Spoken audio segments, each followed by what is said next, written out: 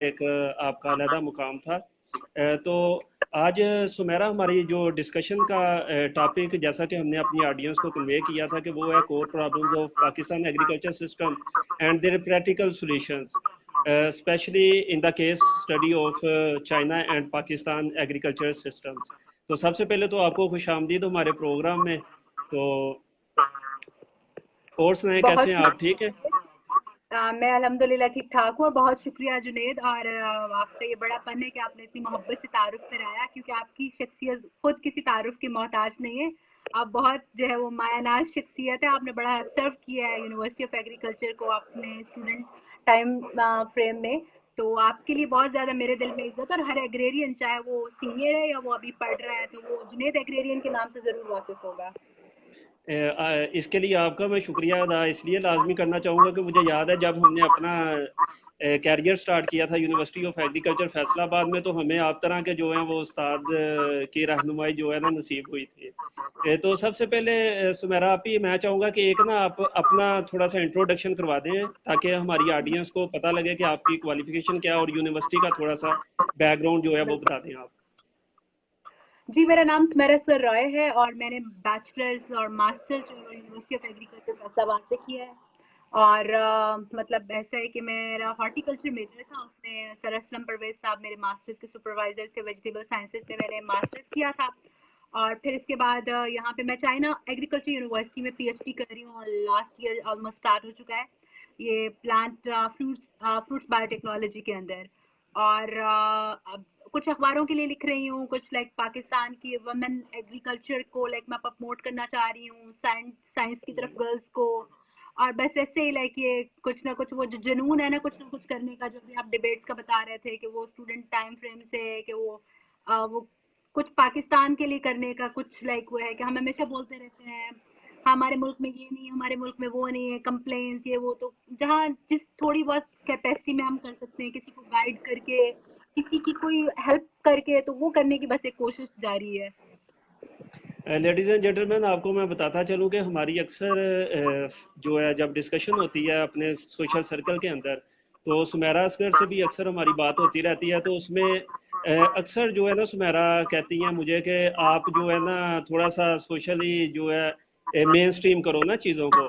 तो उसमें हमने डिसाइड किया था कि जितनी भी हमारी एग्रीकल्चर की कम्युनिटी है ओवरसीज़ पाकिस्तानी के तौर पे, तो उनको हम मेन स्ट्रीम करेंगे, उनकी नेटवर्किंग करेंगे ताकि जितना भी हम फैसिलिटेट कर सकते हैं उनको वो कर सकें। तो सुमेरा, सबसे पहले आपसे मैं पूछना चाहूँगा कि थोड़ा सा ना हमें चाइना की एग्रीकल्चर सिस्टम के बारे में बताएं, क्योंकि मैं आज एक रिसर्च पेपर पढ़ रहा था तो उसमें मैंने देखा कि चाइना की क्योंकि पाकिस्तान 1947 में इंडिपेंडेंस हुई है, चाइना की 1949 में हुई है। नो डाउट हर सेक्टर में चाइना ने जो है वो एक सुपर पावर के तौर पे जो है दुनिया वर्ल्ड के सामने आई है, उसने परफॉर्म किया है, उसने डिलीवर किया, उसने अचीव किया है। तो पाकिस्तान, अगर चाइना के साथ हम थोड़ा सा इसका एनालाइज करें सिचुएशन को, तो पाकिस्तान अभी ना काफ़ी पीछे है उसमें।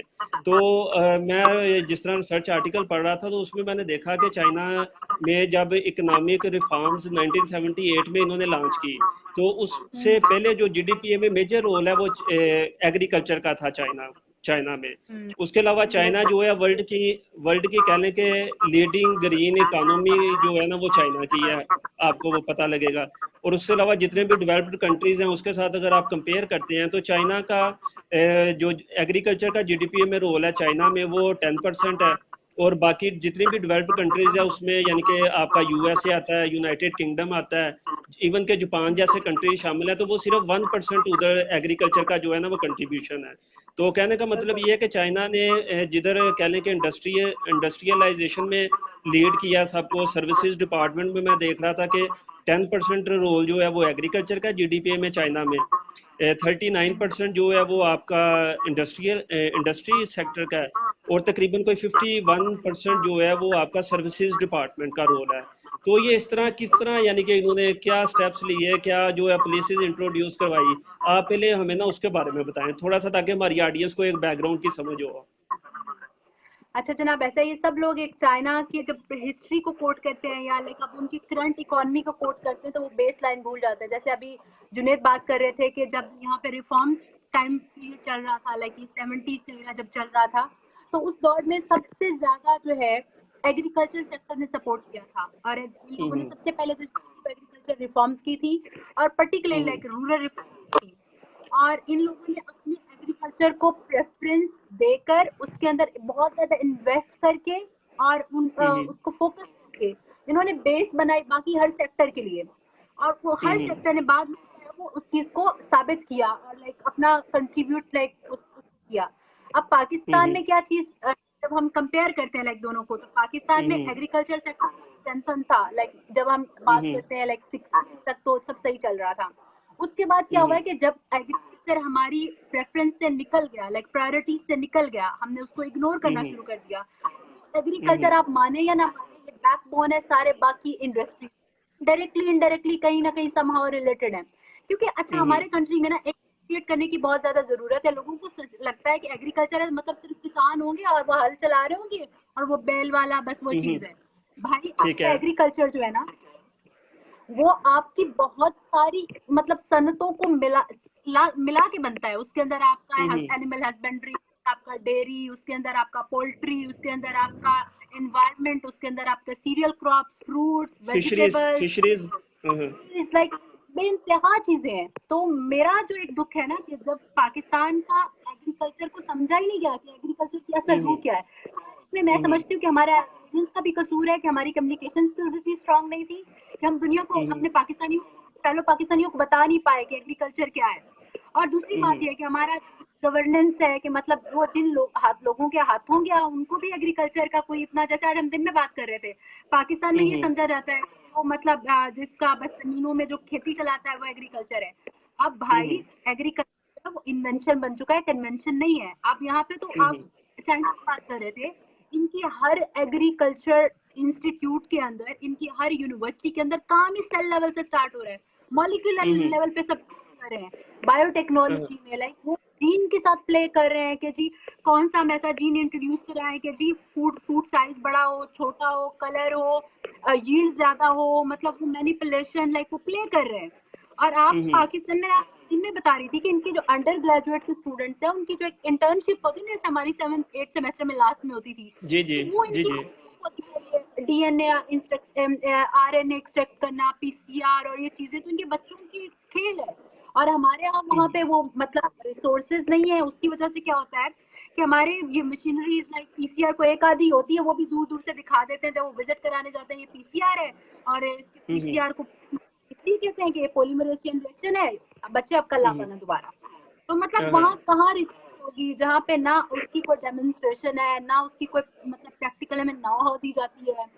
और जहाँ पे इनके पास एनुअल बजट्स होते हैं जुनेद लाइक, और वो इन लोगों को टेंशन पड़ी होती है मतलब उसको लगाएं किधर, मतलब इतना ज्यादा वो रिसर्च को फोकस करके इतना पैसा लगा रहे हैं और उसका चाइना को पे बैक बहुत हुआ है। मतलब इसका हुआ कि उन्होंने वर्ल्ड में लीड किया है। अभी मैं अपने सब्जेक्ट बात बताती हूँ कि बायोटेक्नोलॉजी के अंदर चाइनीज पब्लिकेशन दुनिया में इस वक्त मानी हुई है। Chinese publication high impact China से आ रहा है, इंतहाई जो न्यू टेक्नोलॉजीज टेक्निक्स है वो चाइना से आ रही है। मैं बार बार कोट करती हूँ हर इंटरव्यू के अंदर, हर टॉक के अंदर कि 60% जो है वो चाइनीज पब्लिकेशन है इस वक्त जो ये साइंटिफिक वर्ल्ड के अंदर, पर्टिकुलरली प्लांट साइंसेस के अंदर।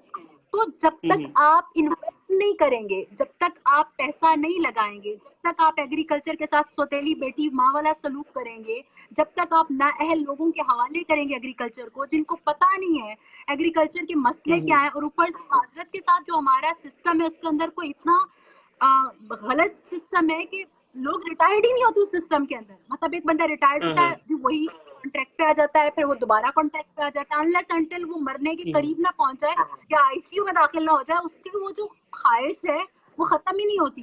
ठीक है जनाब, आपने सर्व किया, आपने एक टाइम ड्यूरेशन लाइक दिया जितना आपका ड्यू बनता था।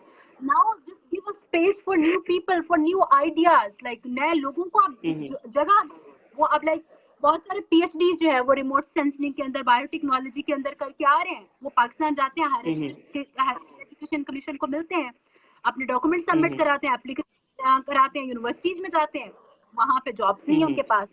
और जॉब्स होती हैं तो एडवर्टाइज बाद में होती है, बंदे पहले सेलेक्ट हो चुके होते हैं और वो उनके अपने मंजूर नजर होते हैं वहाँ पे। तो ये पाकिस्तान गवर्नेंस जब तक ठीक नहीं होगी, पाकिस्तान का एग्रीकल्चर पाकिस्तान की टॉप प्रायोरिटी के अंदर नहीं आएगा, आप जितना मर्जी की सर्विस सेक्टर कर लें, बला अला कर लें, आपकी बेस ही जब तक नहीं है, आपकी बैकबोन ही स्ट्रांग नहीं है, आपका कोई दूसरा सेक्टर आपको सपोर्ट नहीं कर सकता। और ठीक है। चीफ जस्टिस का बयान आया था कुछ दिन पहले, जिसमें उन्होंने बात की थी कि हमें एग्रीकल्चर की अब जरूरत नहीं रही। भाई आप इस दुनिया में रहते हैं, तब आपका एग्रीकल्चर की क्या इम्पोर्टेंस है, और ये इस सेक्टर के अलावा खोखले हैं, आपको कुछ आइडिया ही नहीं है। लोगों ने, चाइनीज ने क्या किया, लोगों ने एग्रीकल्चर की इम्पोर्टेंस को समझा, उसको बेस बनाया, उसको रिफॉर्म्स कराई उसके अंदर, उसमें इन्वेस्ट किया और उससे फायदा उठा के अपना हर दूसरा सेक्टर डेवलप किया है। तो ये एक मेजर डिफरेंस है वो चाइनीज इकोनॉमी का, जिसकी अभी आप बात कर रहे थे, जिसके फैक्ट्स एंड फिगर कोट कर रहे थे आप। अच्छा सुमेरा, मैं आपसे ना एक चीज़ शेयर करना चाहूँगा। आज मैं एक रिसर्च पेपर पढ़ रहा था, तो उसमें उन्होंने लिखा कि अडॉप्शन जो है क्रिएट्स अपॉर्चुनिटीज़, और अगर किसी जगह पे वैक्यूम है तो इसका मतलब है कि वहाँ के लोगों ने जो है ना उस इनोवेशंस को जो है अडॉप्ट नहीं किया। तो पाकिस्तान में क्योंकि आपको पता है कि काफ़ी ज़्यादा वैक्यूम है। चाइना में अगर हम देखें तो इनकी सबसे पहले जो एग्रीकल्चर सेक्टर ने डेवलप किया, उसके बाद फिर इंडस्ट्रियलाइजेशन की तरफ आए, इंडस्ट्रियलाइजेशन से आगे जो है ये सर्विसेज सेक्टर की तरफ गए, और उसने सबको जो है ना वो डोमिनेट कर दिया सर्विसेज सेक्टर ने। तो हमारे जो है वो वैल्यू एडिशन के बारे में लोग क्यों नहीं यानी कि सोचते, या कह लें कि आप जैसे जो यंग लोग हैं वो सर्विसेज एग्रीकल्चर सेक्टर में जो है वो सर्विसेज वगैरह अपनी उस तरीके से, यानी कि किस तरह आपने प्लान किया हुआ है कि जो आपका कैरियर है वो आप एग्रीकल्चर सेक्टर को किस तरह आप डिलीवर करेंगे? आपने बड़ी दुखती रग को छेड़ लिया है आप, क्योंकि हमारा तो यही होता है कि जब हम पढ़ लिख के जाएंगे पाकिस्तान में जाके सर्व करेंगे, अपनी कंट्री को एक नेशन बनाएंगे, लेकिन बहुत सारे लोग पैशन के साथ वापस जाते हैं, लेकिन माजरत के साथ हमारी गवर्नमेंट के पास ना जॉब्स है, ना उनके पास कोई देने की कुछ नहीं है हमें। अब लाइक जिन लोगों ने पीएचडी की है और वर्ल्ड बेस्ट इंस्टीट्यूट से की है, उनके पास अपॉर्चुनिटीज की कमी नहीं है। अगर आप उनको नहीं सर्व करेंगे और आप उनको नहीं वो राइट देंगे उनका, तो वो दुनिया में किसी भी हिस्से में नहीं जाएंगे। तो उसके बदले में क्या होता है कि पाकिस्तान की क्रीम जो है वो बाहर जाके सेटल्ड हो जाती है, और बाहर जाके मेहनत करती है और बहुत अच्छा अपने आप को प्रूव करती है, और पाकिस्तान इनडायरेक्टली पाकिस्तान का नुकसान हो रहा है। लाइक वो ब्रेन, लाइक वो चीजें जो पाकिस्तान को ग्रेट नेशन बना सकती है, जो कंट्रीब्यूट कर सकती थी, वो आहिस्ता आहिस्ता वो छोड़ रही है। तो मतलब ये एक दुख की बात अलमिया है, मतलब एक नौजवानों के लिए, क्योंकि कोई भी एक नौजवान अपनी खुशी से किसी दायरे गैर में नहीं जाता, अपनी फैमिली को छोड़ के, अपने रूट को छोड़ के। वो एक जब वो ये फैसला करता है तो उसके लिए इंतहाई मुश्किल होता है। और लेकिन मेरी कोशिश है कि जिस लेवल पे, जिस तरीके से मतलब पाकिस्तान को सर्व करने की कोशिश करूँ, चाहे पाकिस्तान मुझे कहे या ना कहे, तो मेरी वो एक कोशिश है कि वो आर्टिकल्स के थ्रू कोई, अगर मैं जैसे देखती हूँ, मेरा भी रिसेंट आर्टिकल आया था जिसमें मैंने रशियन एग्रीकल्चर की बात की थी, तो उस रशियन एग्रीकल्चर में पाकिस्तान के साथ सिमिलरिटीज बताई थी कि जब यूएसएसआर कोलैप्स हुई, तो रशियन बिल्कुल इनकी इकोनॉमी सब बैठ गई थी। अब 2016 में रशिया पहली बार, रशिया को होप मिली जब उनकी grain production like wheat, rice, इन चीजों ने पूरी दुनिया के अंदर लीड किया, और उन्होंने यूएस बीट किया। और पहली बार जो उनका था ना, उनका जो प्रेसिडेंट है, तो उसने बोला कि grain is the new oil for us. तो ये चीजें मतलब ये चीजें हैं कि अब आप रशिया को देखें, अगर वो उन्होंने तो नहीं कहा कि हमें एग्रीकल्चर को डेवलप करने की जरूरत नहीं है अगर हम बाकी सेक्टर को डेवलप करें, तो उन्होंने वो भी क्या कर रहे हैं कि वो सेम वो मॉडल चाइना वाला, कि पहले अपने एग्रीकल्चर को, पहले चाइनीज ने रशियन मॉडल को फॉलो किया था, डेवलप किया, फिर जब रशियन कोलैप्स चाइनीज मॉडल को फॉलो बैक कर रहे हैं। तो वही लाइक वो अब अपने एग्रीकल्चर को बहुत पहले प्राइवेटाइजेशन बहुत ज्यादा हो गई थी, अब गवर्नमेंट उस चीज को वो कर रही है कि किस तरीके से करें कि गवर्नमेंट का कोई ना कोई बीच में वो अमल दखल रहे, और गवर्नमेंट बहुत ज्यादा एग्रीकल्चर सेक्टर को सीरियस ले रही है वहाँ पे। तो अगर अब रशिया की हमारे सामने है कि ना कि उनकी किसी कोई स्टेबल इकोनॉमी है, ना उनका मतलब आप कह ले कि कोई इतना बड़ा, मतलब अभी हमारे जैसे सेम हालात है, अनस्टेबल इकोनॉमी, कोई इतना ज्यादा कुछ नहीं है, तो अगर वो डेवलप कर सकते हैं from nowhere, Ashes, from raw, like, तो व्हाई नॉट वी, हम क्यों नहीं कर सकते हैं? अच्छा, कुछ लोग यहाँ पे लाइव है, प्लीज आप अगर कुछ सवाल लाइक या कुछ सजेशन, क्योंकि हम भी 2 स्टूडेंट्स आप लोगों की तरह, तो अगर कोई बीच में ऐड करना चाहे तो प्लीज लाइक गो अहेड। बिल्कुल, आप कमेंट नीचे कर सकते हैं, जिसको जो है ना हम इसका आंसर देंगे।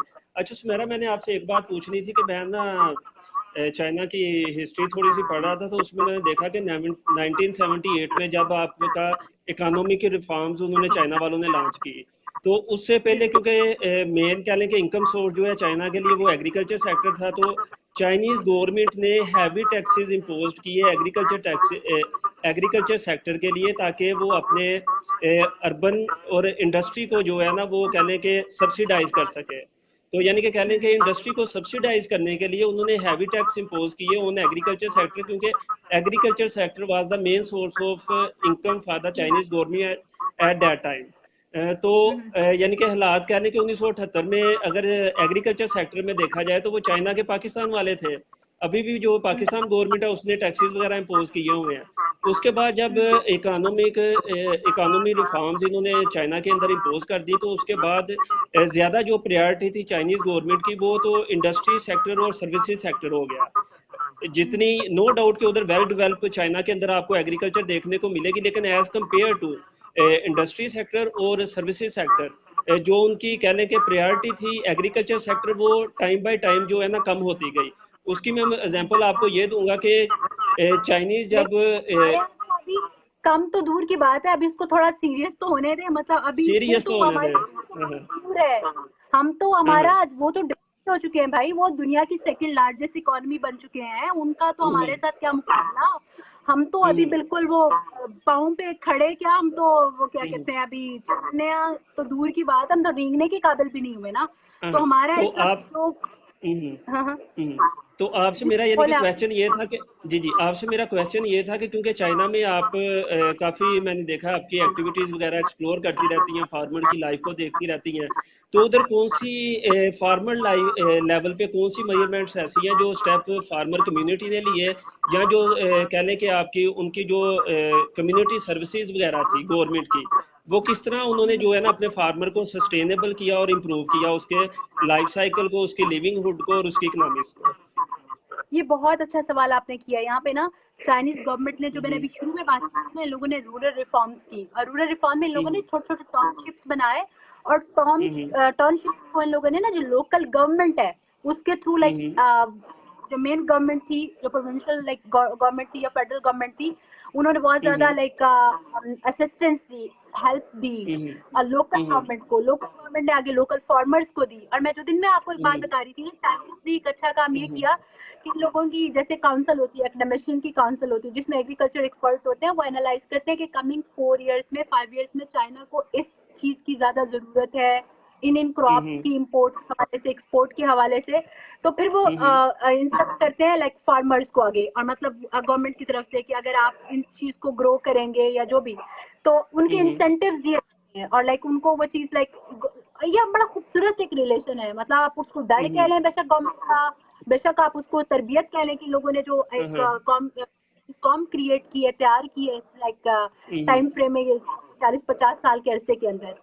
तो वो आप लाइक बोल उन बहुत ही मतलब इस तरीके से कि वो गवर्नमेंट को बहुत ज्यादा लाइक मानते हैं बात को, और वो फिर जब गवर्नमेंट की इंस्ट्रक्शन पे लाइक फुली, जैसे ग्रेजिंग यहाँ पे मना है, लाइक वो कुछ एरियाज है वहाँ पे लाइक ग्रेजिंग मना है, तो वहाँ पे मॉनिटरिंग होती है कि चोरी छुपे कोई किसान ग्रेजिंग तो नहीं करा रहे वो, तो लोग भी कोऑपरेट करते हैं। फिर जो लोकल गवर्नमेंट है वो बहुत स्ट्रिक्ट है, और यहाँ पे पता है रूल्स रेगुलेशन बहुत स्ट्रिक्ट है, और अगर कोई उनको फॉलो नहीं करता ना, उसकी जो सजा है वो बहुत सख्त है, तो लोग डरते हैं। पाकिस्तान में रूल्स रेगुलेशन है, लेकिन वहाँ पे इतने ज्यादा कोई इम्प्लीमेंटेशन नहीं पाती, या मतलब 100 गवर्नेंस के मसले मसाइल आ जाते हैं, तो जिसकी वजह से लोग मतलब इतना ज्यादा नहीं कर पाते। जो है वो गरीब किसान है, उनके पास इतनी ज्यादा, हमारा मेजर 80% जो तबका है उनके पास 2 किले 3 किले 4 एकड़ 6 एकड़ 7 एकड़ का मतलब जमींदार है, तो स्मॉल उन फार्मर्स है बेचारों सारे। को जी, तो इसकी वजह से लाइक उनको पहले ही मतलब बहुत ज्यादा प्रॉब्लम्स हैं। तो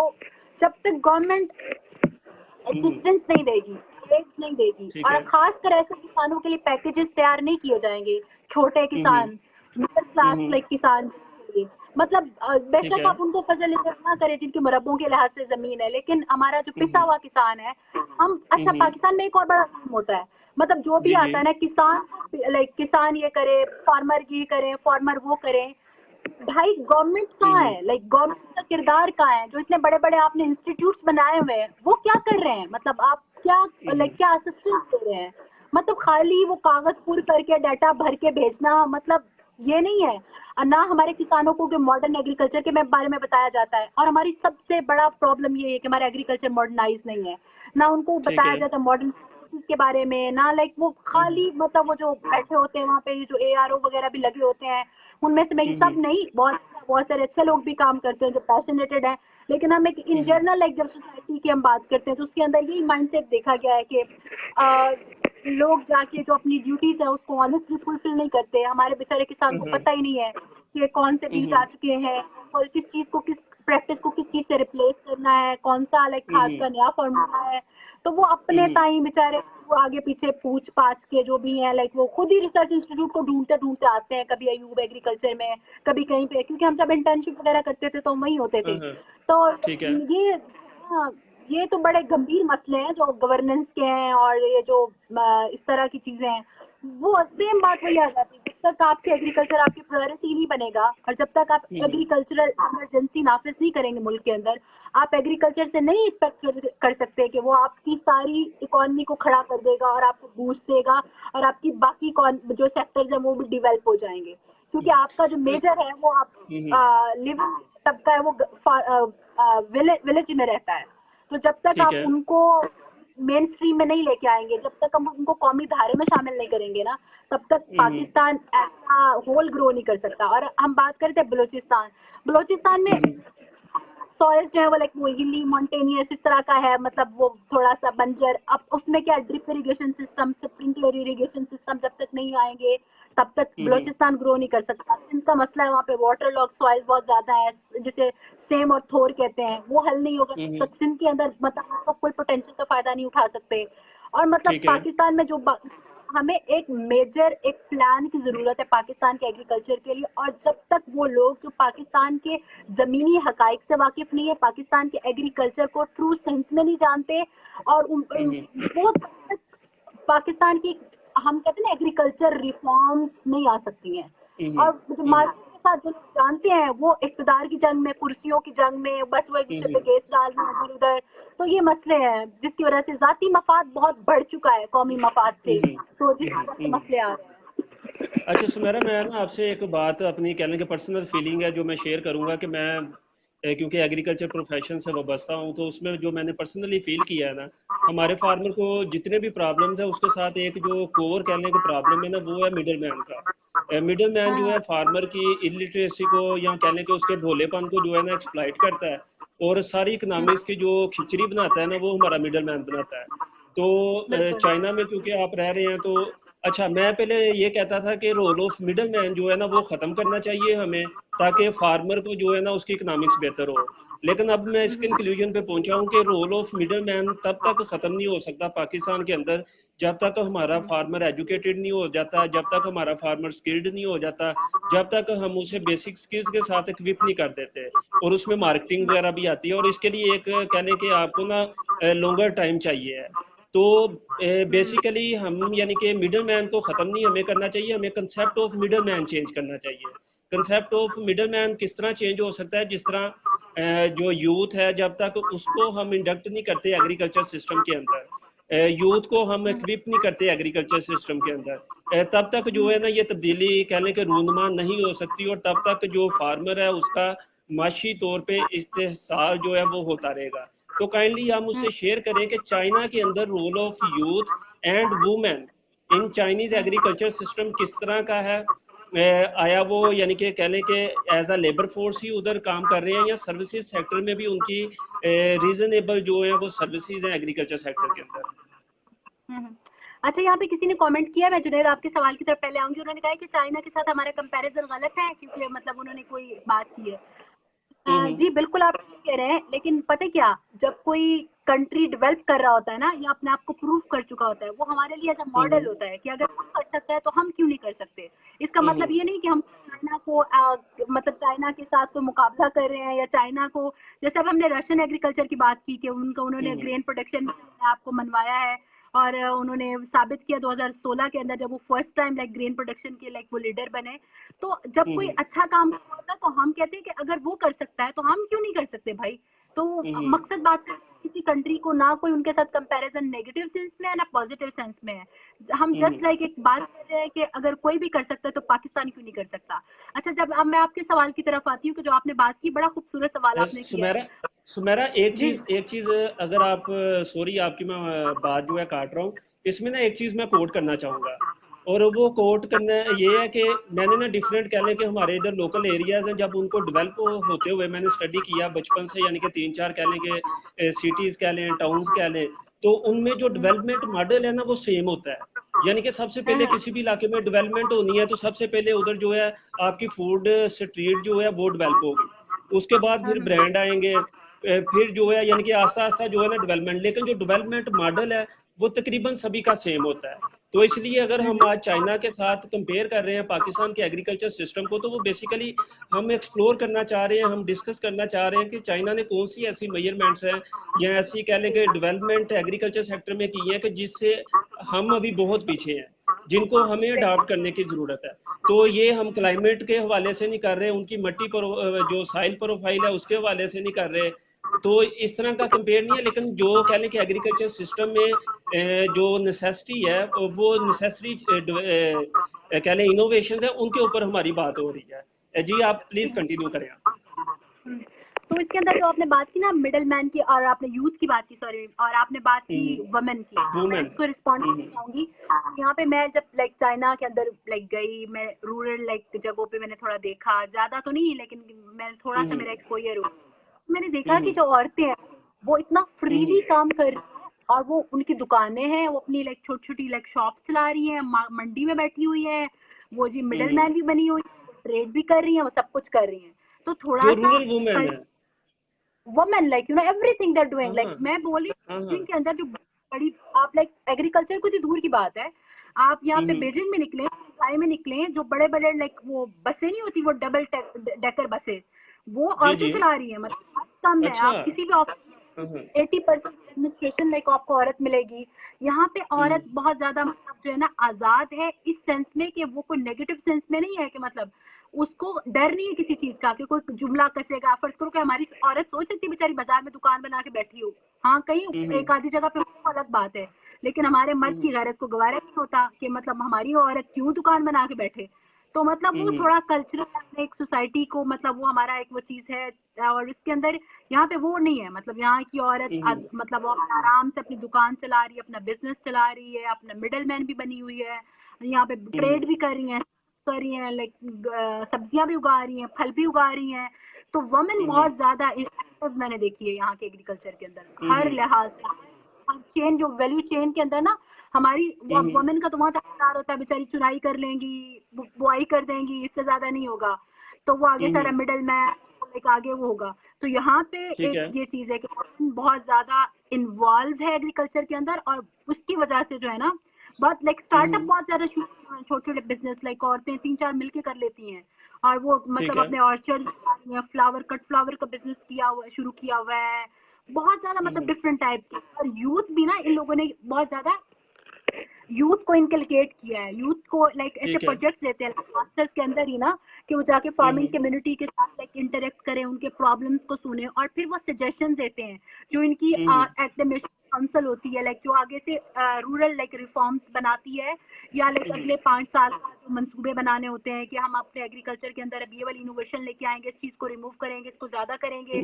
टैक्स से, और हर उसका बकायदा ये जो सर्विस लाइक स्टूडेंट्स कंडक्ट करते हैं और लाइक वो यूनिवर्सिटीज को सबमिट कराते हैं, वो आगे बकायदा एजुकेशन मिनिस्ट्री को सबमिट होते हैं, और फिर वो बकायदा लाइक हमारे यहाँ तो ये होता है कि अगर कोई इंटर्नशिप होती है, कोई काम होता है, तो बस एक वो टीचर वैसे ही दे देता है और वो वैसे ही पड़ा रहता है, वो हमारी ऐवानों तक पहुंचता ही नहीं, इक़्तिदार के ऐवान है, वहां पे जो फैसले होते हैं वो कैसे हो जाते हैं, वो तो मेरे ख्याल में विकीपीडिया देख के होते हैं। तो जो है ना यहाँ पे वो विकीपीडिया वाला हुक्मरान नहीं है, यहाँ पे वो हुक्मरान है जो अवाम का दर्द दिल लाइक जानते हैं, और उनको उनके साथ सिंसियर है, और उनके लिए China is like greater China, वो कहते हैं अपना चाइनीज को माइंडसेट को आगे रख के चलते हैं। तो यहाँ पे इस्तेसाल कम है, मतलब हमारा मिडलमैन तो बहुत खाता है, यहाँ मिडलमैन का किरदार है लेकिन कम है, बहुत कम, और लाइक ठीक करप्शन है। के चांसेस होते हैं यहाँ पे, लेकिन कम होते हैं, क्योंकि यहाँ पे गिरफ्त बहुत मजबूत है, कानून बहुत जो है वो मजबूत है, और लोग डरते हैं कि अगर वो उसकी गिरफ्त में आएंगे तो वो बचेंगे नहीं। तो हमारे यहाँ तो होता है चलो कि 50, 500, 1000, 10,000 करप्शन करके कहीं ना कहीं छूट ही जाएंगे। तो ये अब कानून की अमलदारी जिस माशरे में भी होती है ना, वो माशरा बहुत ग्रो करता है। तो पाकिस्तान का सबसे बड़ा जब तक गवर्नेंस बेहतर नहीं होगी ना, हम गवर्नेंस डूबी हुई है कि, और गवर्नेंस और एग्रीकल्चर का नॉलेज रखने वाले लोग जो एग्रीकल्चर और साइंस जानते हो, जिनको इनके मॉडर्न तकाजों का पता हो, जिनको रिसर्च एथिक्स, रिसर्च क्या है, प्रोजेक्ट का पता हो, दुनिया कम्पीट कैसे करना है। मतलब आपका जापान कितना डेवलप कर चुका है, इसराइल को देखें, वो इरिगेशन ड्रेनेज में नंबर 1 कंट्री है, 86% ना वो जो है ना ओशन वाटर को प्रोसेस करके ड्रिंकेबल वाटर बना के दे रहा है। मतलब और उनके पास पानी नहीं था, तो उन लोगों ने क्या कि समंदर से पानी निकाल के पानी बना लिया। तो जब तक आप ऐसे कंट्रीज को एज एग्जाम्पल सेट नहीं देख के फॉलो नहीं करेंगे, या उनको कम्पीट करने की कोशिश नहीं करेंगे, और आप एक्सक्यूज बनाते रहेंगे कि जी हमारी तरक्की नहीं हो रही, उसकी वजह ये है कि ये है, ये है, ये है, तो फिर जिससे काम नहीं करना, हजार बहाने हैं। तो गवर्नेंस, मॉडर्नाइजेशन, एग्रीकल्चर की नाउ हाउ, ये बहुत जरूरी है, और ये हर पाकिस्तानी को होनी चाहिए। ये बेसिक हमारे एग्रीकल्चर सब्जेक्ट में कहती है स्कूल में होना चाहिए। क्यों नहीं हमारे स्कूलों में पढ़ाया जाता है एग्रीकल्चर? बाकी हम सब फजूल सब्जेक्ट पढ़ लेते हैं जो हमें पता नहीं इतने ज्यादा नहीं भी लाइफ में चाहिए होते। तो हम एग्रीकल्चर को एज ए सब्जेक्ट इंट्रोड्यूस कराते हैं। लोगों को पता होना चाहिए, क्योंकि हमारी agriculture 70% directly indirectly related agriculture से, जो हमारी पॉपुलेशन है।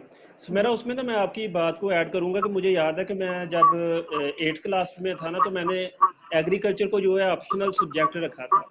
तो तब तो मुझे नहीं था पता कि बाय प्रोफेशन भी जो है मुझे एग्रीकल्चर सेक्टर में जाना पड़ेगा, लेकिन कह लें कि बाय चांस या बाय जो है ना शौक जो है वो मैंने एग्रीकल्चर सब्जेक्ट को जो है ना एज अ ऑप्शनल सब्जेक्ट रखा। तो अगर हमारी गवर्नमेंट इसको एज अ कंपलसरी सब्जेक्ट कर दे, तो उससे एक ये भी इशू हो सकता है कि जो कह लें कि हमारे बेरोजगार एग्रेरियन है, उनके लिए एजुकेटर्स की जो भर्ती हैं वो भी, यानी कि उसके लिए भी जो है ना वो एक अपॉर्चुनिटीज क्रिएट की जा सकती हैं इसमें। तो एक मैं आपसे सवाल पूछूंगा कि चाइना से हमने सी पैक तो ले लिया, लेकिन मैं आज पढ़ रहा था कि वर्ल्ड का सबसे ज़्यादा जो फॉडर कंजप्शन है वो चाइना के अंदर है, और चाइना सबसे ज़्यादा जो इंपोर्ट है वो कैलिफोर्निया से कर रहा है, और कैलिफोर्निया और चाइना का जो डिस्टेंस है वो भी आप बखूबी जानती हैं। तो पाकिस्तान जैसा कंट्री जो कि एग्रीकल्चर कंट्री है, हमारी दोस्ती जो है वो शहद से ज़्यादा मीठी है, हिमालय से ज़्यादा ऊंची है, तो हम ये वाली अपॉर्चुनिटीज क्यों नहीं वेल करते? हमारी गवर्नमेंट क्यों नहीं वेल करती? क्या हमारे जो फार्मर्स हैं वो उस क्वालिटी का फूडर? इसके ऊपर मैंने एक आर्टिकल लिखा है, पूरे का पूरा अखबार में पब्लिश होगा।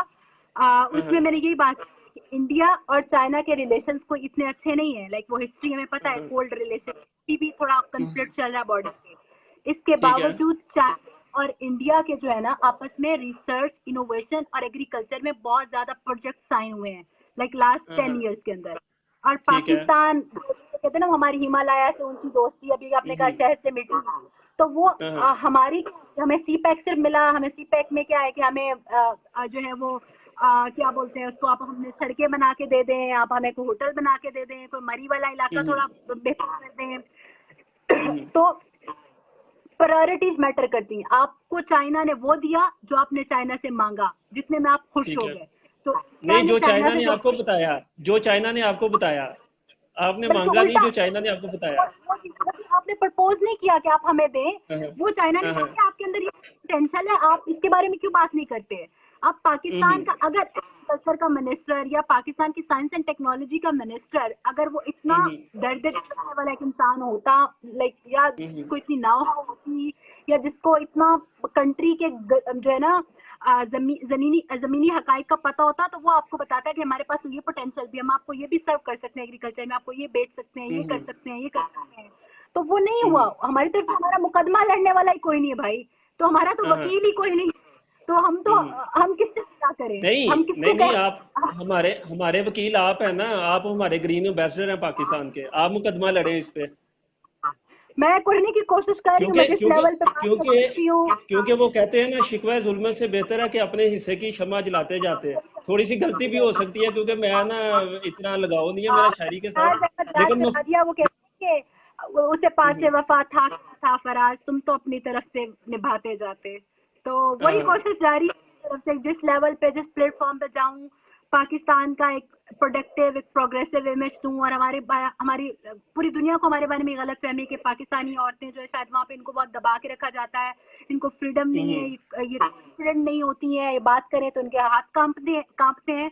तो उनको सब लगे कोशिश की नहीं, Pakistani women are as much as empowered as any other women in the world, like fertile minds, और उन्होंने प्रूव किया है अपने आप को ओवर द टाइम फ्रेम। तो अपनी तरफ से जहाँ जिस लाइक लेवल पे इंटरनेशनल कम्युनिटी के अंदर एक पाकिस्तान का प्रोग्रेसिव, प्रोडक्टिव और एक इमेज, हाँ, और तनकीद जहाँ पे बनती होगी वहाँ पे करेंगे, क्योंकि अगर हम तनकीद नहीं करेंगे ना तो फिर कौन करेगा, कौन बताएगा, कौन बात करेगा। तो सुमेरा, मैं आपसे पूछना चाहूँगा कि जो चाइना में एग्रीकल्चर सिस्टम है उसमें एग्रीकल्चर इंडस्ट्री को एज अ टूरिज्म वो किस तरह यानी कि लेके चल रहे हैं? क्योंकि मैंने स्टडी किया कि जितने भी कंट्रीज हैं, डेवलप्ड कंट्रीज हैं स्पेशल, तो उसमें जब आप उनका कोई पैकेज लेते हैं टूर करने के लिए, तो उसमें एग्रीकल्चर का भी जो है ना उन्होंने कंट्रीब्यूट किया होता है, फार्म विजिट वगैरह होते हैं। तो चाइनीज जो है एग्री टूरिज्म को किस तरह लेके चल रहे हैं?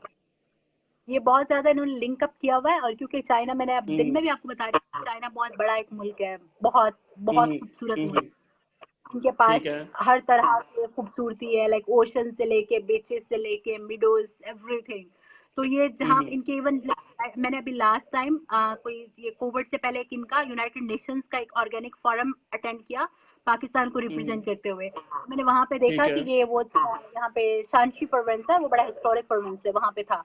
तो वहाँ पे ये बड़ा लाइक खूबसूरत लाइक वो जगहों पे लेके गए, वो बहुत ज्यादा लाइक आए हुए थे डेलीगेट्स पूरी दुनिया के लाइक जगहों से। तो उनको अपने विलेजेस दिखा रहे हैं जाके, उनको अपने गाँवों के कैसे हमने चाइना डेवलप किया है, और मतलब अपने रूरल डेवलपमेंट के मॉडल दिखा रहे थे उनको, और वो आइडियल विलेज जिसके अंदर मतलब हर तरह की वो छोटे छोटे विलेजेस है, और उनके अंदर वो इतने साफ, लाइक इतने शफाफ और पक्की नालियां बनी हुई है, और वहाँ पे इंफ्रास्ट्रक्चर, गैस, पानी, हर तरह की फैसिलिटी लाइक दी हुई है। और वहाँ पे जो एग्रीकल्चर का इक्विपमेंट है वो बहुत मॉडर्नाइज इक्विपमेंट यूज कर रहे थे। तो इन्होंने ये यहाँ पे लाइक कोई इस तरह की साइंटिफिक फोरम की मीटिंग होती है या कोई भी इस तरीके से, तो ये लाजमी अपने सारे रूरल एरियाज लाइक यहाँ पे बड़े खूबसूरत लाइक प्रोविंसेस है, शयान हो गया, शांची हो गया, शंदुन हो गया, सिचुआन हो गया, और लाइक पूरा लाइक नॉर्थ वेस्ट ईस्ट अपना चाइना का वो दिखाते हैं। तो इन्होंने बड़ा वो कनेक्टेड करके रखा हुआ है अपने एग्रीकल्चर को और लाइक अपने टूरिज्म इंडस्ट्री को। और पाकिस्तान में कुछ लोग हैं जो जैसे कि हमारे दोस्त हैं कुछ इसको करने की कोशिश कर रहे हैं, वो तो अभी वो तो पायलट्स हैं, बहुत सारे यंग यूथ अच्छे और नौजवान, और बहुत अपॉर्चुनिटीज है जो हमें सुन रहे हैं इस वक्त उनके लिए। ये पाकिस्तान में आज हम बात कर रहे थे कि बिजनेस की तरफ नहीं आते हैं हमारे लाइक कल्चरिस्ट, वो डरते हैं, वो बस जॉब चाहते हैं, वो 9 से 5 वाली।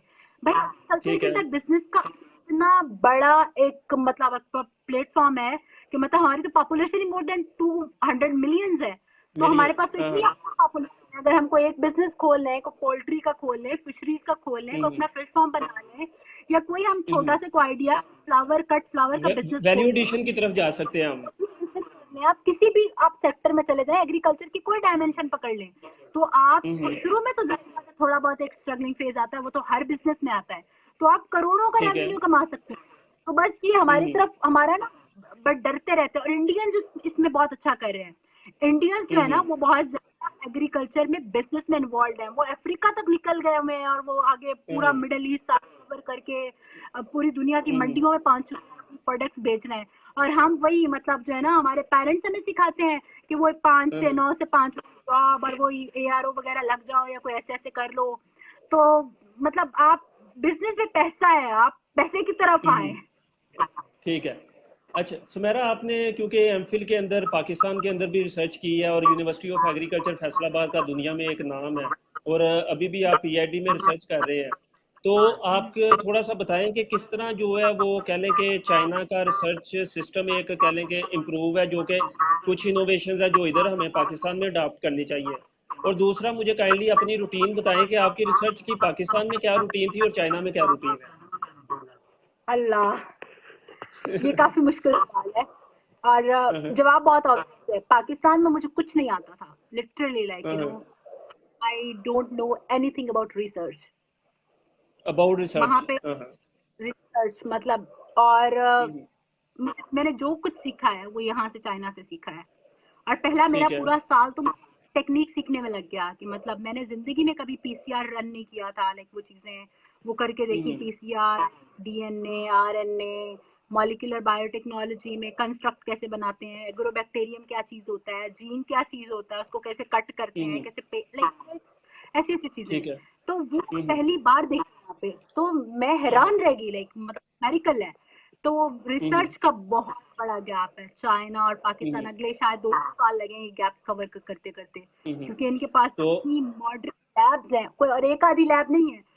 हम्म, सॉरी, हम्म, हर डिपार्टमेंट की लैब का काम ही सेल लेवल से स्टार्ट होता है, मॉलिक्यूलर लेवल से हम्म, बायोटेक्नोलॉजी से तो बात ही नहीं सुनता यहाँ पे। तो बहुत कम रिसर्च है जो फिजियोलॉजी जो पाकिस्तान में होती है ना, कि वो 4 हम्म, गमले रख रही, फर्टिलाइजर छिड़क के उसका वो देख लिया क्या इफेक्ट है, वो यहाँ हम्म, पे तो उसको हंसते हैं, मतलब like literally like oh you did this research. तो हम्म, हमारे रिसोर्सेज नहीं है अब, लाइक वहां पे लोग क्या करें, वो बेचारे करना चाहते हम्म, हैं, वो ईगर हैं, they want to do something, hmm, but like university के ठीक पास है। प्रोजेक्ट ही नहीं है, गवर्नमेंट उनको पैसे ही नहीं दे रही है, तो वो क्या करेंगे। हम्म, तो बस। अब ये है लाइक ये रिसोर्सेज का, इंफ्रास्ट्रक्चर का, वही बात बात जो मेरा एक दुखती रह गया कि भाई मॉडर्नाइज करें, इक्विपमेंट दें, पैसा दें, एड यूनिवर्सिटीज को रिसर्च इंस्टीट्यूट को टॉप प्रायोरिटी पे रखें, पैसा हाँ, बहाएं। हाँ, आपके एजुकेशन का बजट कितना है, आपने रिसर्च पे जब 1% लगाना है, 2% लगाना है, फिर आपका फवाद चौधरी साहब ट्वीट करता है कि पाकिस्तानी यूनिवर्सिटीज किधर है, कोविड-19 का क्यों नहीं सोल्यूशन दे रहे। भाई आपने हाँ, हेल्थ को कितना दिया, आपने हम्म, एजुकेशन को कितना दिया, आपने एग्रीकल्चर को कितना दिया, आपकी तो हम्म, प्रायोरिटी ही नहीं है वो चीज। तो आप कैसे एक्सपेक्ट कर हम्म, सकते हैं कि वो 1% जिसका कुछ लाइक वो मिलियन बनता है, तो वो कैसे आपको दुनिया के जो डेंजरस प्रॉब्लम हम्म, है उनका सोल्यूशन देंगे। हम्म। अच्छा सुमेरा, मैं आपसे एक चीज़ कह लें कि शेयर करना चाहूँगा, क्योंकि अक्सर मेरे पीआईडी स्कॉलर जो दोस्त हैं, जो सीनियर हैं, तो वो कहते हैं कि जी पीआईडी स्कॉलर्स के लिए भी जो है ना थोड़ी सी आप आवाज़ उठाया करें। तो आज मैं न्यूज़ में ही सुन रहा था कि उसमें हमारी एचईसी ने जो है यूनिवर्सिटीज़ के बजट जो है वो कह लें कि कोविड 19 की अनफॉर्चुनेटली कुछ सिचुएशन इस तरह की है कि फिनेंशियल उन्हें जो है ना वो कुछ मेजरमेंट्स लेने पड़े, या कह लें कि रिडक्शंस करनी पड़ी।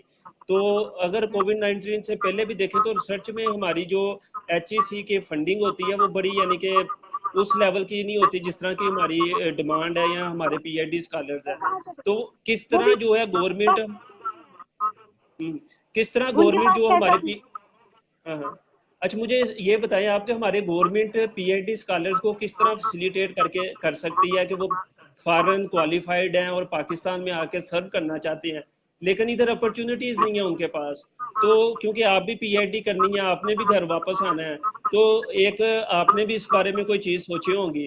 तो मुझे काइंडली बताएं कि ये पॉलिसी मेजर्स हैं जो कि गवर्नमेंट को लाजमी लेने चाहिए, ताकि इसमें पीएचडी स्कॉलर्स वाला भी इशू जो है वो सॉल्व आउट हो, और प्लस जो हमारे अभी फॉरेन कंट्रीज के अंदर पीएचडी कर रहे हैं या वैसे सर्व कर रहे हैं, तो वो भी पाकिस्तान आके जो है ना अपनी कम्युनिटी को सर्व कर सीधा सकें सा जो। हल है, बड़ा सीधा सा हल है।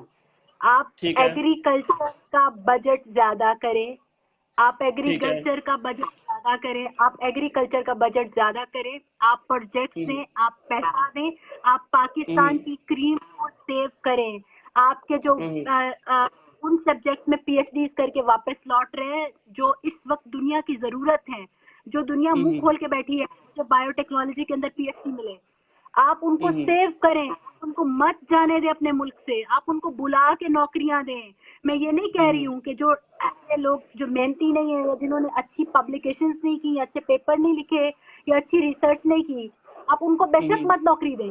जिन लोगों ने ठीक अपने है। आप को साबित किया और उन्होंने हम्म, उन लोग बेस्ट यूनिवर्सिटी से, बेस्ट रिसर्च इंस्टीट्यूट से डिग्रीज लेके आ रहे हैं, आप उनको हम्म, इनकलकेट करें, आप उनको इंगेज करें, आप उनको अपने रिसर्च इंस्टीट्यूट में स्पेस दें, आप उनको कहें कि हम्म, आए आप लैब इस्टेब्लिश करें, आप उनको हम्म, अब कहीं मत जाने दें। क्यों वो जाए वापस हम्म, ऑस्ट्रेलिया, अमेरिका, चाइना, किसी और कंट्री में, क्यों वो जाके हम्म, उनके एग्रीकल्चर को करें या उनके रिसर्च इंस्टीट्यूट को स्ट्रेंथन करें, वो हम्म, पाकिस्तान को क्यों ना करें। तो हमारे वजीर हम्म, आजम साहब तो ये बात कहते थे कि बाहरी मुल्क वाले लोग आके नौकरियां करेंगे पाकिस्तान में, तो मैं उनसे मुतालबा हम्म, करती हूँ कि हमारे बाहरी मुल्क वाले क्या, आप हमारे पीएचडी वालों को तो संभाल लें, उनको तो मत बाहर जाने दें। आप बाहर वालों को नहीं बुला सकते, मत बुलाएं। आप ठीक पाकिस्तान है। के अपने बच्चों को तो वहां रहने दें, मतलब उनके लिए अपॉर्चुनिटीज हों, वो बाहर धक्के मत खाएं अपनी फैमिलीज को छोड़ के।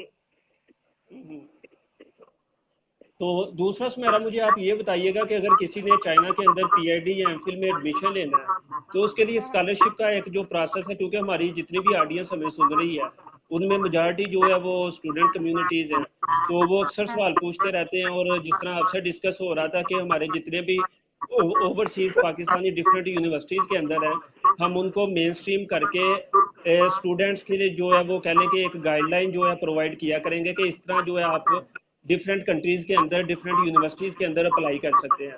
तो काइंडली मुझे ज़रा चाइना का प्रोसेस बता दें, क्योंकि हमारे लिसनर्स पाकिस्तानी भी हैं और इंटरनेशनल एग्रीकल्चर जो स्टूडेंट्स हैं वो भी हमें सुन रहे हैं। तो ज़रा एक ओवरऑल जो प्रोसीजर्स है कि कब एडमिशन ओपन होते हैं और किस तरह अप्लाई किया जा सकता है, वो बता दें। अच्छा जी, चाइना के अंदर आप यहाँ पे बहुत सारी टाइप्स के स्कॉलरशिप हैं, जैसे दुनिया पूरी के अंदर होते हैं, जिसके अंदर कुछ हम्म, गवर्नमेंट के स्कॉलरशिप्स हैं, कुछ यूनिवर्सिटीज के होते हैं, कुछ प्रोविंसेस के होते हैं। हम्म, फॉर एग्जांपल, लाइक सबसे यहाँ पे कॉमन स्कॉलरशिप है जिसे सीएससी कहते हैं, चाइनीज गवर्नमेंट स्कॉलरशिप। लाइक इसके अलावा कैश हम्म, सवा स्कॉलरशिप है। इसके अलावा हम्म, डिफरेंट प्रोविंस रीजन गवर्नमेंट के स्कॉलरशिप है, शंघाई गवर्नमेंट के हैं, लाइक हर हर प्रोविंस के अपने होंगे। कुछ यूनिवर्सिटी के अपने प्योर यूनिवर्सिटी बेस्ड स्कॉलरशिप्स होते हैं। तो इसका जो नॉर्मल लाइक चाइना के अंदर अप्लाइंग टाइम होता है ना, वो होता है दिसंबर से मार्च तक, जो नॉर्मल होता है। लाइक कुछ ठीक है। यूनिवर्सिटी, कुछ रिसर्च इंस्टीट्यूट के अंदर 2 इनटेक्स भी होती हैं, स्प्रिंग इनटेक भी होती है। फॉर एग्जांपल जैसे हम चाइनीज अकेडमी ऑफ साइंसेज की बात करते हैं तो वहाँ पे, हम्म, लेकिन नॉर्मली लाइक एक ही intake होती है, जो होती है दिसंबर से लेकर मार्च तक होती है। और हम्म, वो एप्लीकेशन प्रोसीजर होता है, उसमें आपने ये करना होता है कि आपने सीएससी का फॉर्म भी फिल करना होता है और यूनिवर्सिटी का फॉर्म भी फिल करना होता है ऑनलाइन। और डॉक्यूमेंट्स जो होते हैं, हम्म, फॉर एग्जांपल आपकी CV हो गई, आपका कवर लेटर हो गया, आपके जितने ट्रांसक्रिप्ट वगैरह हैं, वो आपने सारे जो हम्म, अपने कंट्री के से प्रिंट वगैरह करके उनको जो है वो नोटरी करा के आपने भेज देना था यूनिवर्सिटी के अंदर। और हम्म, आपने एक चीज करनी है कि आप जैसे नवंबर वगैरह आता है ना, तो आप प्रोफेसर्स हम्म, को जो है वो कांटेक्ट करना स्टार्ट कर देते हैं। और आप ठीक है। एक्सेप्ट ले लें तो वेल एंड गुड, लाइक वो आपका प्लस पॉइंट हो जाता है। लेकिन अगर नहीं भी हो हम्म, तो दैट डजंट मैटर, लाइक आप अप्लाई कर सकते हैं। तो लेकिन अगर हो जाए तो अच्छा है। तो उसके अंदर आप उसको अप्रोच करने का ये तरीका होता है कि आप अपना कोई भी अपनी फील्ड से रिलेटेड आप सुपरवाइजर ढूंढते हैं। आप लाइक कोई हम्म, यूनिवर्सिटी ढूंढी, फिर आपने क्या करना है कि आपने उससे रिलेटेड प्रोफेसर देखा, और उस प्रोफेसर ठीक को है। आपने, और पंजाबी में जैसे कहते हैं ना, अन्यवा आपने मेल्स नहीं करनी आपने उनको। आपने हाँ, सोच समझ के, प्रोफेसर चाय पे मिलते हैं, एक दूसरे से बात करते हैं, तो अगर कोई एक स्टूडेंट बहुत सारे मल्टीपल प्रोफेसर्स को कर रहा होता है तो वो पता चल जाता है कि वो उसने उसको भी किया है, फिर वो स्टूडेंट लाइक वो कंट्री, वैसे हम भी एम्बेरेस्ड हो हाँ। जाते हैं जब और पाकिस्तान इस सीसी तरह की हरकत। और सीसी आपने बिल्कुल नहीं करनी है। और सीसी तो बिल्कुल भी नहीं करनी। तो उसमें यह है कि आपने उस प्रोफेसर के लिए एक ड्राफ्ट करना है, एक email, like I am hmm, Smera Rai blah from Pakistan. Hmm, I have done my master research in this thing and I hmm, have like one publication too। और आप अपना थोड़ा सा एक छोटा सा इंट्रो जो है वो आप लिख के और साथ हम्म, अपनी सीवी दें। और अगर आपने कुछ से आपने उसकी रिसर्च डायरेक्शन पढ़ी है, आपको कुछ इंटरेस्टिंग लगा उसके पेपर्स के अंदर, तो अगर आप थोड़ा डिस्कस कर लेंगे तो उसको वो और सीरियस लेगा कि ये स्टूडेंट जो हम्म, है ना ऐसे है, इसने मेरा काम भी पढ़ा और ही नोज माय प्रोफाइल। तो उसके ठीक है। बाद वो आपको एक्सेप्टेंस देता है तो वेल एंड गुड, लाइक आप अच्छी बात है। और वो आप ट्राई करें, लाइक उसको भेजें डॉक्यूमेंट्स को आप। और उसमें हम्म, मैं आपको एक चीज बोलूंगी कि यहाँ पे ना फेसबुक पे डिफरेंट टाइप के सीएससी के स्कॉलरशिप के ग्रुप बने हुए हैं, चाइनीज गवर्नमेंट स्कॉलरशिप इस तरह के। तो मैं हम्म, स्टूडेंट्स को इनकरेज करूंगी कि वो सारे के सारे उनको लाजमी ज्वाइन करें, क्योंकि जब मैं भी अप्लाई कर रही थी ना, तो ऑल तो मैं कुछ हम्म, पोस्ट नहीं करती थी ना, मैं वहाँ पे करती थी, मैं सिर्फ लोगों की क्वेरीज देख के कि वो क्या पूछ रहे हैं तो मुझे मेरे आंसर्स मिल। तो कोई ठीक है। जरूरत नहीं है आपको, कोई अगर कोई लड़की है तो लड़के से चैटिंग करने की और अपने आप को एक्सप्लॉइट कराने की इन चीजों की, और कोई लड़का हम्म, है तो किसी लड़की के साथ, या कोई मतलब अब या इवन लड़की, कोई लड़का है तो लड़के से भी क्यों, मतलब आप डायरेक्ट जब एक काम कर सकते हैं, आप पढ़े लिखे इंसान हैं, आप हम्म, अडल्ट हैं, हम्म, आप आप इंस्ट्रक्शन को फॉलो कर सकते हैं। तो वो भी, क्योंकि जो बैठे होते हैं बेचारे, वो अपनी लैब्स के वाले स्टूडेंट्स होते हैं, वो खुद अपने काम में इतने मेस्ड अप होते हैं, फिर मतलब आप अपने स्ट्रेट फॉरवर्ड आप अपने ग्रुप्स वहाँ पे जाएं, वहाँ सारी इंस्ट्रक्शंस लिखी होती हैं। बाकी अगर कोई समझ नहीं आती, कुछ इस तरह होता है, तो आप लाइक कोई सीनियर्स किसी यूनिवर्सिटी का होता है, इवन मुझे फॉलो कर सकते हैं, मुझे मैसेज सेंड कर सकते हैं। बट प्लीज ठीक लाइक है। मेरी एक अपनी भी लाइफ है, I am last year PhD student, तो अगर मैं फॉरन रिस्पॉन्ड ना कर पाऊँ तो हमारे एक तो लोगों की ईगो बहुत हाई होती है, वो समझ लेते हैं कि पता नहीं अगले बंदे के अंदर कोई सरिया आ गया है और पता नहीं वो बड़ा बंदा बन गया है, ये चीजें होती हैं। तो ऐसा नहीं होता, जस्ट पेशेंट और अगले बंदे को थोड़ा रिस्पॉन्ड करने के लिए टाइम दें। और बस like the world is all yours, like कोई भी आपने ड्रीम किया है to become a scientist, become a professor, singer, anything is possible under the sky. Just never ever lose your like passion. Be there, like you know, और अपने आप कभी मत मारे मरने से पहले। अपना हर ड्रीम जिए, छोटी सी लाइफ है। और वो कहते हैं ना, वो एक मूवी के अंदर एक डायलॉग था, मुझे बड़ा अच्छा लगता है, मैं अक्सर कोट करती हूँ जब मैं किसी को मोटिवेट कर रही होती हूँ, कि जिंदगी इससे पहले कि तुम खा जाए तुम इसको पी जाओ। तो बस जिंदगी को जीना है, भरपूर जीना है। इसमें मुश्किल आएंगी, बहुत ज्यादा डिफिकल्टीज आएंगी, मुश्किल आएगी, हारोगे, थकोगे, लगेगा अब नहीं हो रहा, अब नहीं हो रहा, हिम्मत नहीं छोड़नी। वो कहते हैं ना, जब तक आप हार मान नहीं लेते तब तक आप हारते नहीं हो। आप उस समय हारते हो जब आप हार मान लेते हो। तो हम तो वैसे वो बड़े गजनी औरी की एग्जांपल देते हैं, तो हम इसमें क्यों नहीं होते कि 17 हमले भी हो जाए, 70-100 भी हो जाए, आपने जब तक कहीं नहीं करना अपने आप